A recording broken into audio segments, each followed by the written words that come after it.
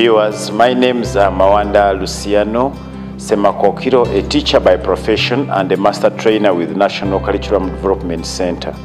I have a passion for projects, and that's why I'm here to share with you simple practical steps that can enable teachers, guide learners into starting and executing project work with ease.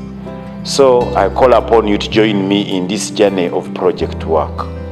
Since the nationwide rollout of the new curriculum in 2020, teachers have found challenges in teaching and assessment of this curriculum. Although the government of Uganda, through the Ministry of Education and Sports and other educational stakeholders, have invested a lot of money in schools to help teachers interpret, implement and assess the competence-based curriculum, teachers are still facing challenges in interpreting and assessing this curriculum.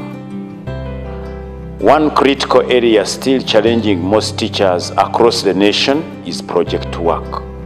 Teachers don't know what to tell learners about project work, how to help learners start projects, how to supervise learner project work, and how to assess projects. It's against this background, with the guidance from the Ministry of Education and Sports, that I have developed a tool that will enable teachers execute project work with ease. The 7 steps procedure, if carefully followed practically, will enable the teacher guide learners into project work easily in a very short time. Teachers should realize that project work is one of the forms of continuous assessment under the competence-based curriculum. Besides, project-based learning aligns to one of the 17 Sustainable Development Goals of the UN 2030 Agenda. In fact, SDG 4 recommends that education should be for addressing community problems. It is also in line with the National Development Plan 3 of 2020-25 and the Vision 2040, which, among others, advocates for education for social transformation from a peasant economy to a modern economy. At this juncture, I'm going to lead the teacher into 7 practical steps, which, when followed in that order, can enable the teacher guide the learners of any class into starting, doing, and finishing project work, leading to creating a product. It should also be clear that the role of the teacher in project work is to guide learners. That's why the teacher is called a project guide.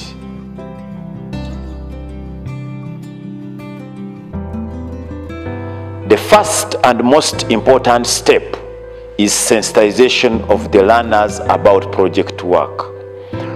The teacher has the responsibility of explaining to the learners what projects are, why they should be done, how they can be executed, what to expect out of project work, and above all, what contribution projects make to overall learner achievement.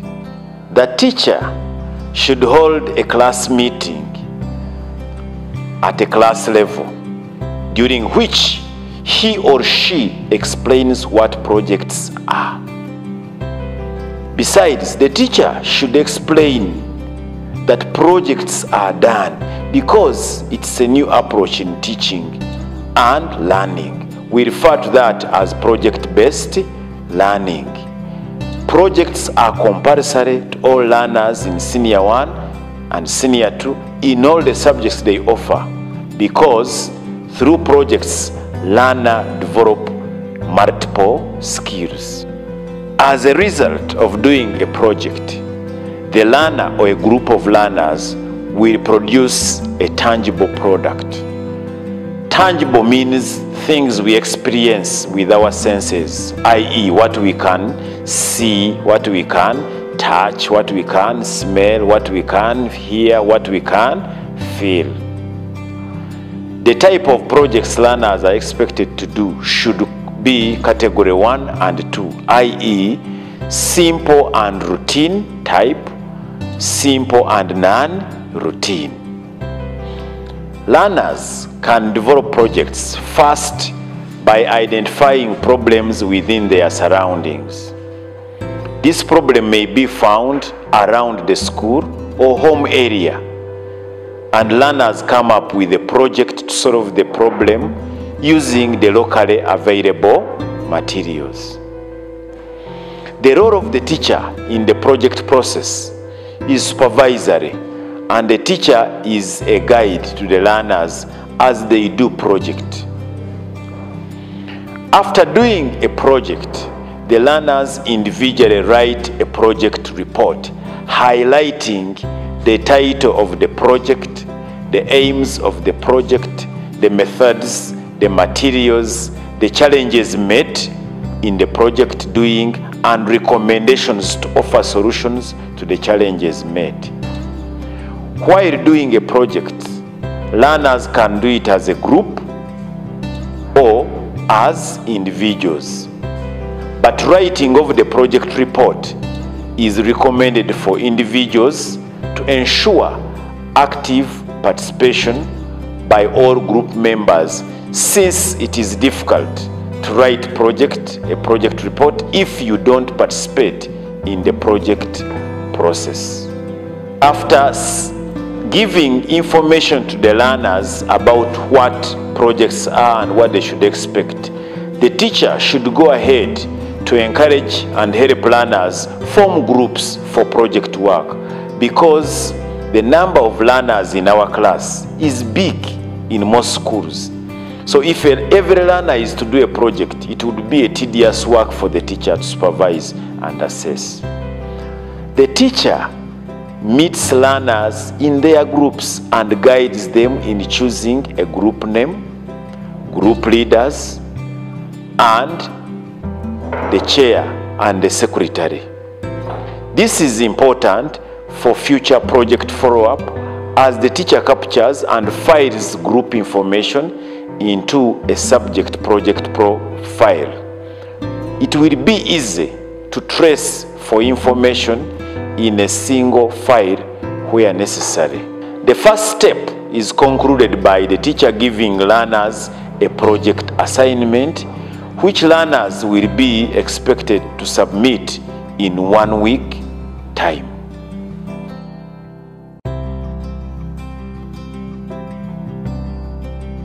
This first step was concluded with giving learners project assignment.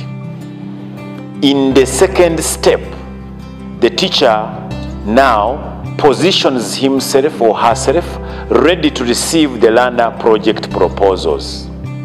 However, before the teacher does this, he or she must have prepared a form for evaluating learner project proposals, capturing the key deliverables.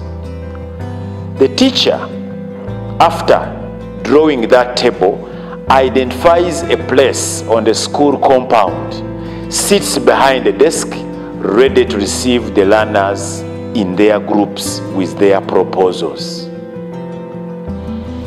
The learners come in their groups with their proposals for the teacher to evaluate, and the teacher engages the learners through questioning. When teachers are evaluating learner project proposals, they look at the following aspects, which are very key for the project. The teacher, in the first place, evaluates whether the problem stated in the project proposed will solve the problem. Secondly, the teacher evaluates whether the knowledge acquired through topic covered by learners in class is related to the project. Furthermore, the teacher evaluates whether the proposed materials will be used to produce the ideal product and are locally available for learners to use. Also, the teacher evaluates through that process whether the proposed methods and steps proposed by learners can bring out the proposed product. Evaluation also is done to whether the expected product, if produced, can eliminate the problem stated completely or partially. Furthermore, the teacher evaluates whether the proposed project time is enough to have the project accomplished. When the teacher, in his judgment, finds most of the aspects of the proposal correct, he or she can allow the group to actualize their project within the stated time frame. Usually this time is indicated in the column for time because learners have the time they expect to have finished their project, so that the time is what you capture. However, if the teacher in his wisdom finds a few correct aspects of the proposal, he or she has the right to refer to reject the learner project proposal with justifications. These comments, whether the proposal has been accepted or rejected, are captured in the teacher's column of the evaluation sheet.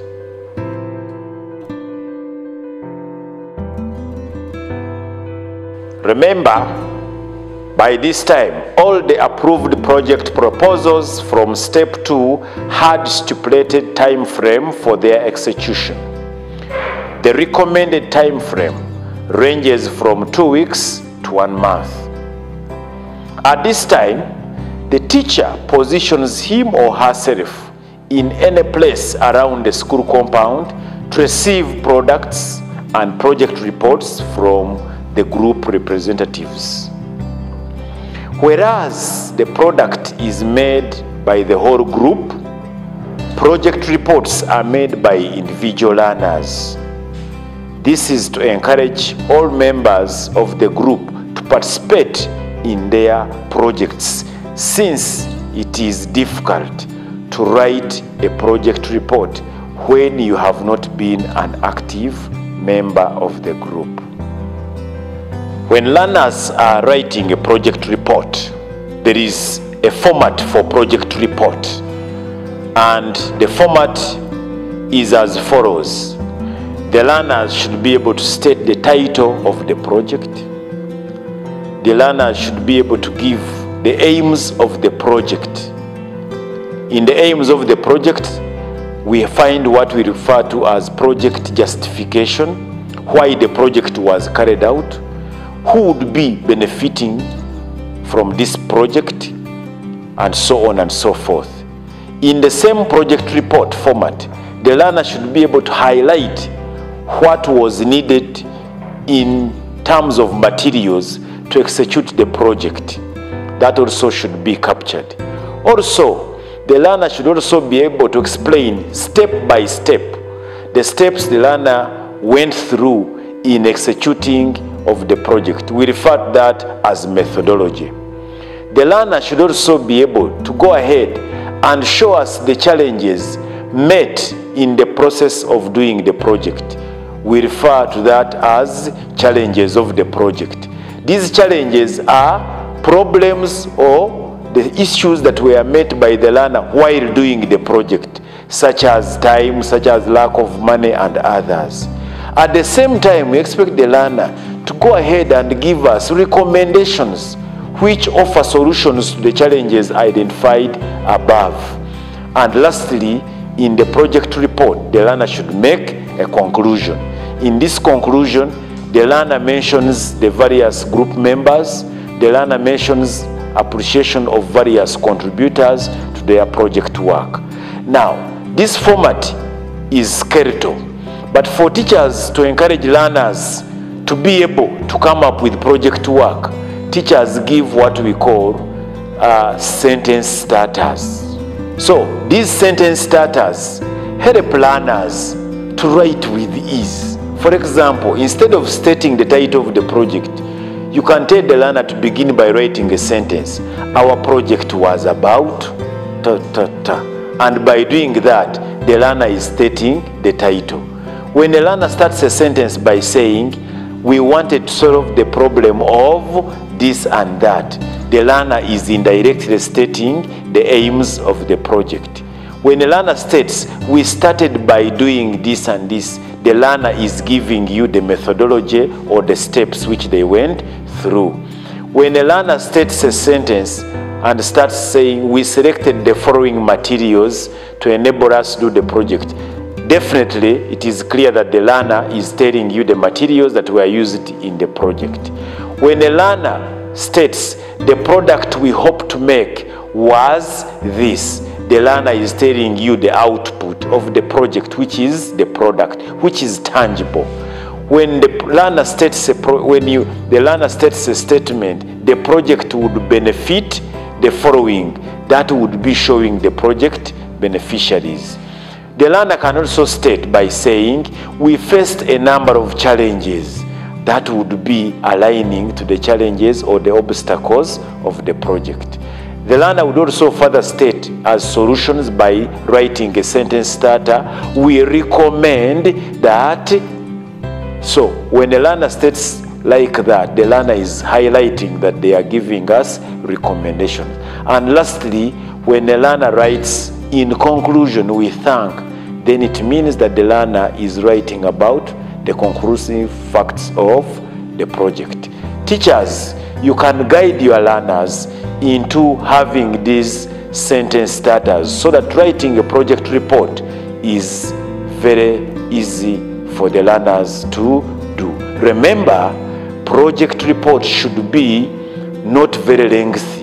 It should be between 1 and 2 pages.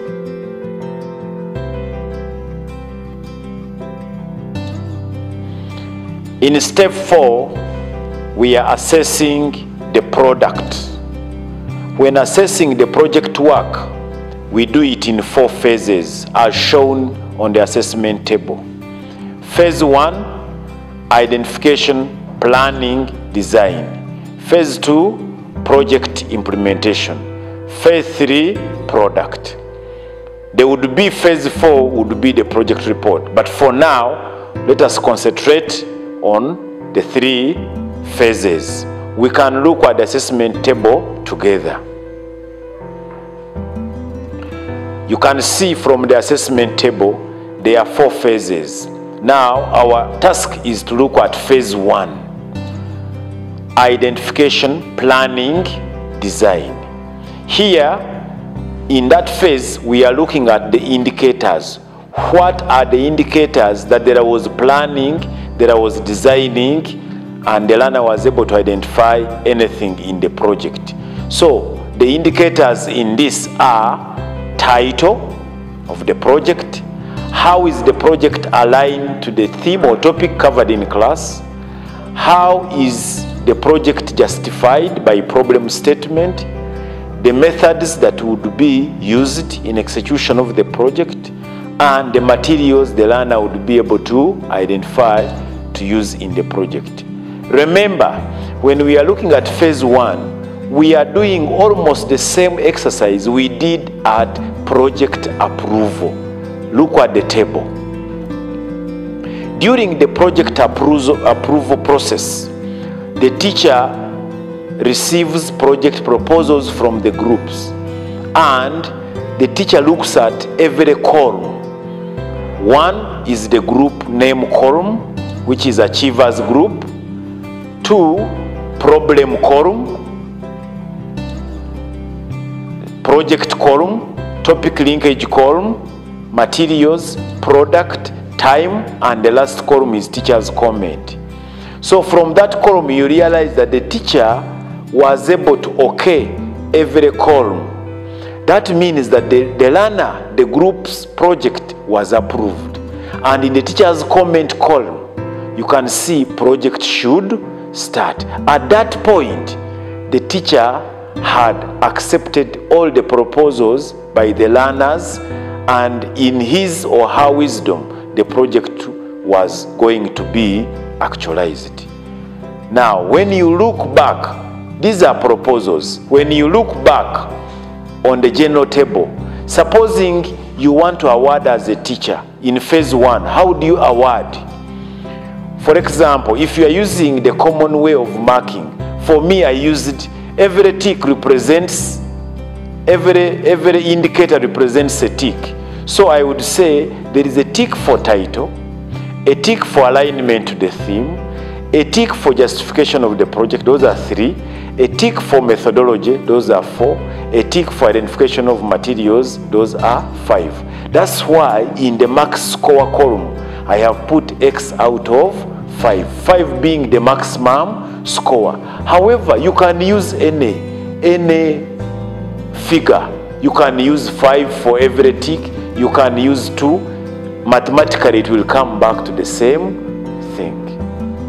Now, let's look at phase 2 of the project work assessment. Phase 2 is project implementation. This is the process. It is assumed that during the process of the project execution, the teacher as a project supervisor is observing what is taking place. In that phase, we mark organization. How was the group organized during the project process? How was the group able to use the resources? Remember, in phase 1, resources were identified or materials were identified. But in phase 2, these materials which were identified should be actually be seen to be used. Then in also phase 2, we mark the focus on generic skills and values. The generic skills in question are communication, critical thinking, problem solving, ICT. So it is agreed or it is expected that the teacher during the project implementation process, the teacher is able to evaluate the learner's organization, use of resources, generic skills, and other values. You could even see values of teamwork in the project execution. If there are groups that are doing the project, some learners are cooperative, others are not cooperative. You can be able to judge those values. Now, how do you score? Also, in the same way I scored phase 1, I can score phase 2. Organization, 1 tick. Use of resources, another tick. Generic skills, another tick. Values, another tick. That's why I said in the score column, Y out of 4. Then we go to the third phase, which is product. Product, ideally, is what the learners have been able to produce. And when you are evaluating or assessing that product, you assess it on 4 indicators. 1, originality. What is originality? Is this product really showing that it was made by the learner or the group of learners of that class? Or the product was sourced from out? Some learners can buy a product from a shop and present it to you.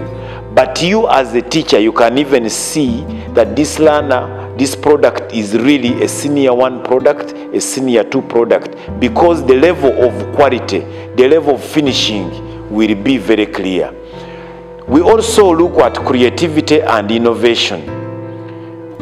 In this project work, learners exhibit that they are able to do something that is new, that has never been done, or they are adding to what is already existing, what we refer to as innovation. And lastly, we look at accuracy. For instance, if a learner tells you the product will be a bottle, the accuracy point of it is, does it look like a bottle?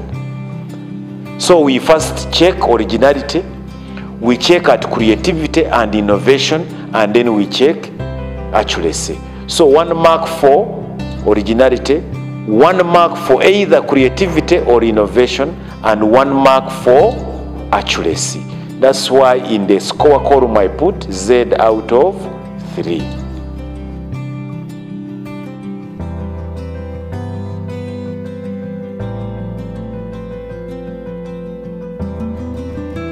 While in step 4, we assessed the product. In step 5, we are assessing the project report using RAC. relevancy, accuracy, and coherency. Just like the way we assess the activity of integration. We can look through the table for demonstration purposes. In our table for project report assessment, we have columns. The first column is output, and obviously our output is a project report. How do we evaluate the output? We create what we call the basis of evaluation. In that, we are looking for the title, we are looking for the aims of the project, we are looking at the project benefits, we are looking at the methods or steps, we are looking at the materials used in the project, challenges met while project was being executed, recommendations as solutions to those challenges, and lastly, the conclusion. Now, when you look at our table, we want to mark this learner individually by using RAC. R, we have a column for relevancy, we have a column for accuracy, we have a column for coherency. We want to see if these learners are in project work are either basic, moderate, or outstanding. Now, these aspects are represented by figures.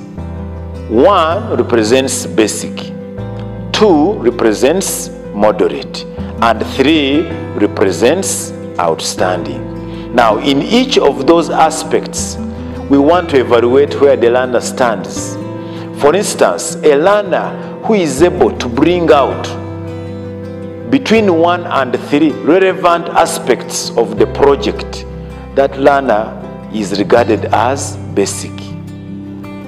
The learner who brings out between 4 to 6 relevant aspects of the aspects we expect in the basis of evaluation, that learner is moderate.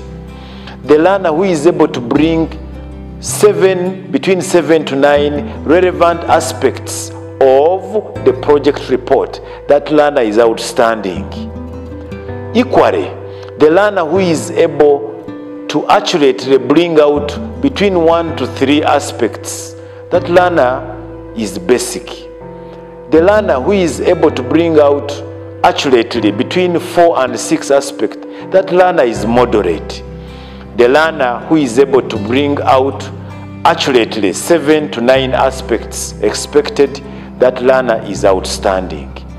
And lastly, the learner who coherently, in terms of flow, brings out between 1 and 3 aspects is a basic learner. The learner who brings between 4 and 6 coherent aspects is a moderate, and the learner who brings out 7 to 9 aspects is an outstanding learner. But at the end of it all, you must realize that this project is marked out of 10. So whatever value you get from these scores, you subject it out of 10 to get the value that is either 10 or below 10.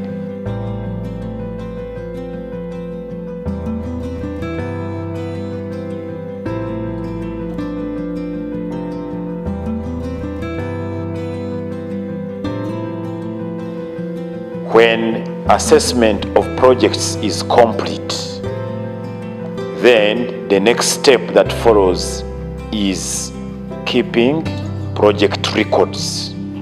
It is important for the teacher to keep records of the project work.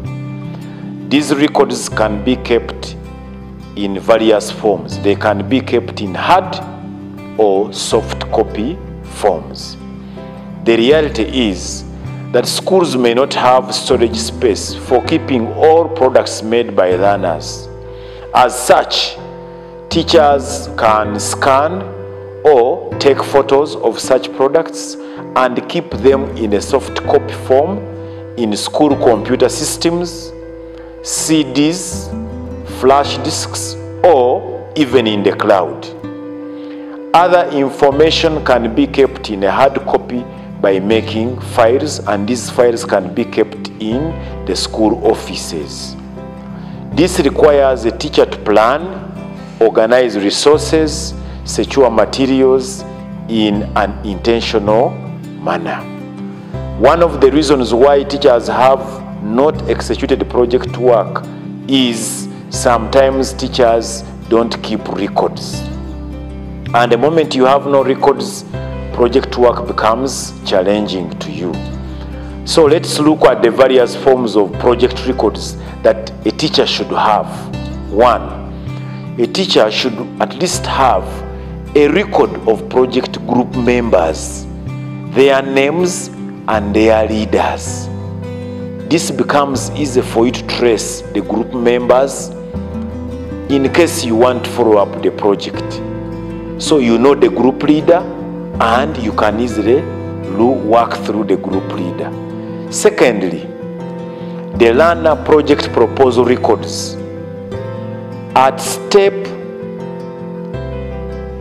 2, when we are receiving proposals from learners, there is a project feasibility evaluation form which the teacher was filling.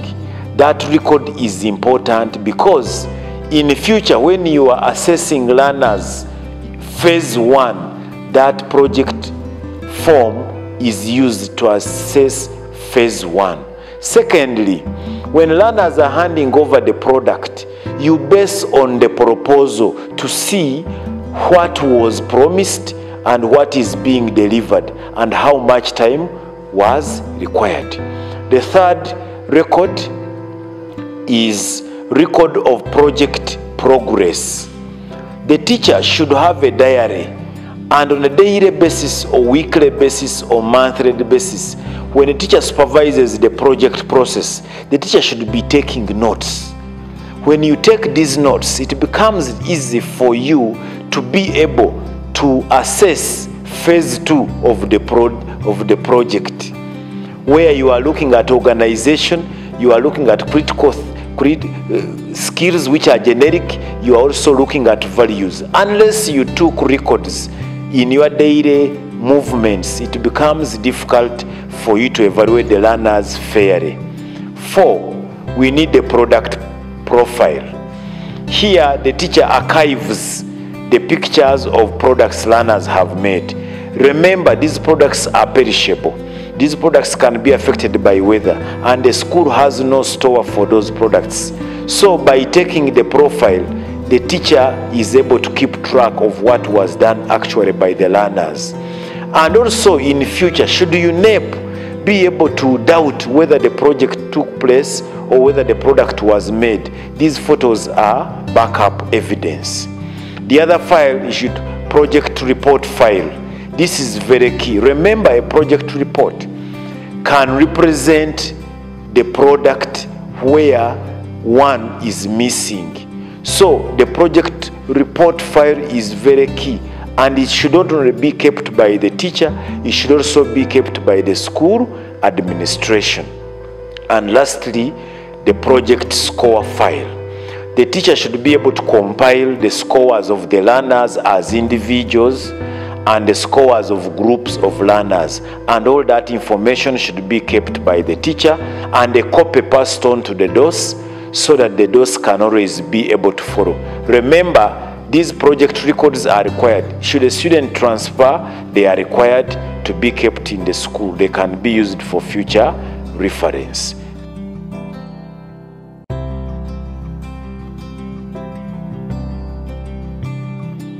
The last step in our 7 steps of project execution is giving feedback to the learners. The teacher has the responsibility of informing learners about their project performance and also share with the project scores with them as groups or individuals. Learners need to know how their groups have performed, how their projects have fared with the teacher. This feedback is very important because a moment you don't give feedback to the learners, it may be difficult for learners to do a project in other subject. Therefore, this feedback is important. As a teacher, take responsibility. Go back to the class, talk to the learners about their product, talk to them about their scores as individuals and even as groups. Let them be given, if they can pin it on a notice board, they can easily read through. Also, when you give feedback, learners become energized to do new projects in the future. They can also make innovation, they can make research, and they can become future entrepreneurs. So giving feedback to the learners is very important to the teacher and to the learner, and even for the future of project work and for the future of our nation. As I conclude, let's remind ourselves the steps we have gone through to make projects a reality. 1. Sensitization of learners about project work. 2. Receiving learners' project proposals. 3. Receiving a product and a project report. 4. Assessing the project work through the 3 phases, 1 to 3. 5. Assessing the project report. 6. Archiving project records. And 7. Giving feedback to learners. I believe you have been enlightened in this area of project work, and without doubt, your project implementation experience should be better. Thank you for watching. I remain Luciano Mawanda Semakokiro.